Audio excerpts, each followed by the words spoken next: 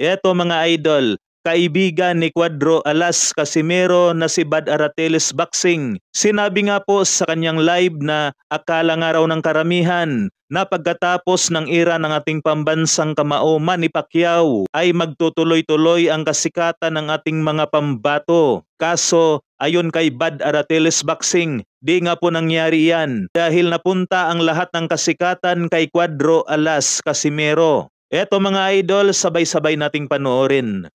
Courtesy pala ito kay Bad Arateles Boxing. Ito sabay-sabay nating panoorin mga idol yung kanyang sinabi. Era ni Pacquiao, akala natin continuation eh. Ang akala ko magiging effect niyan sa mga Filipino boxers. Lahat ng Filipino boxers yung sisikat kasi 'di ba pag may laban susuportahan ng lahat. Hindi po ganoon na nangyari. Hindi po ganyan yung nangyari after ni Pacquiao. Ayan nga, nakuha lahat ni Casimero. Real talk po tayo ha. Nakuha lahat ni Casimero yung mga fans. No, yung Pinoy boxing fans. Pati po yung mga hater. Ayun, nakuha nga raw ni Cuadro Alas Casimero yung kasikatan. Mga naunang hater, mga team Casimero pa tawag sa kanila eh, di ba? Mga team Casimero yan. Si SB, si tama po yun. Poknat. Tapos yun na nga no, nung humiwalay na si kumbaga sumikat ng gusto si Casimero sa sa pagbablog. Lahat na nakadikit kay Casimero, hindi lang po yung naging mga vlogger, kundi nagkaroon ng tama po yan. Yung mga silver button, no? Napakarami.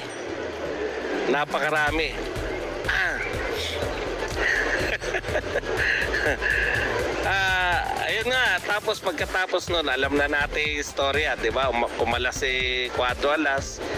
Ang reaction nila dyan, siraan si Cuadro Alas para masira yung karir.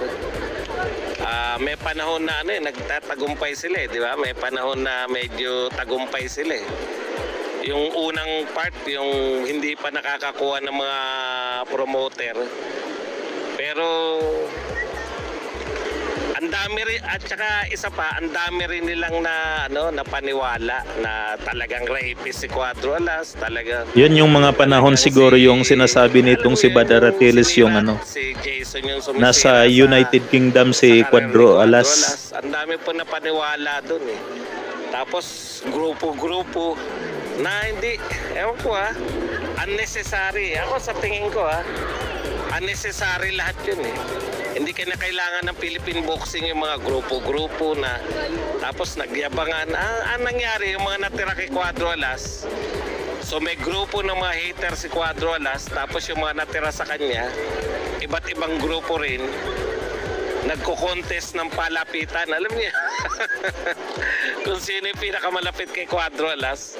Tapos pag may natalo sila ng palapitan, halimbawa isang grupo yung nagwagi, puta yung grupong tinalo. Halimbawa isang grupo, mas malapit yung isang grupo, lahat ng grupo na yan magiging hater na yan. Nauso yung nauso yung nag-create siya ng tambayan, nag-create ng grupo-grupo.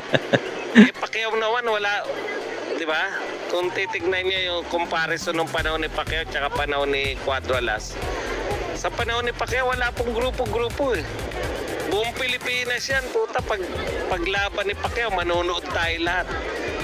Eto grupo-grupo, grupo ng anti-Casimero, grupo ng pro-Casimero, tapos yung mga grupo ng pro-Casimero naghati-hati pa, tapos nag-away-away, tapos kaaway na sila ni Cuadro Alas. Gulo, no?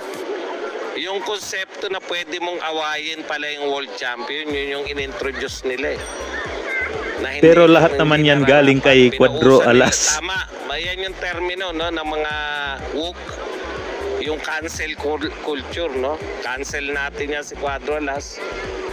Pero hindi sila nagtagumpay, di ba? Si Cuadro Alas, boxer kikita yan hanggat may laban puta, kita nyo naman. Tapos sila, kaming mga vlogger, puta, pag walang nanonood sa vlog namin, hindi kami kikita. Ako, Tama naman. Kumikita ako kahit wala akong boxing vlog. Sila.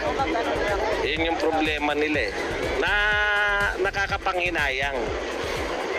Nakakapanghinayang kasi bumuelta yung mga fans ni Cuadro Alas Rumesbak, di ba? Niresbakan sila ng mga fans ni Cuadro Alas, durog sila ngayon. Tapos, siyempre, marami tayong patunggatong nga Marami tayong nagkatungan. Ayun mga idol, anong masasabi ninyo? Ano ang inyong opinion doon sa sinasabi ni Bad Arateles Boxing? Yan lamang mga idol. Kung may mga opinion kayo, paki-comment po sa ibaba. Maraming salamat mga idol. God bless.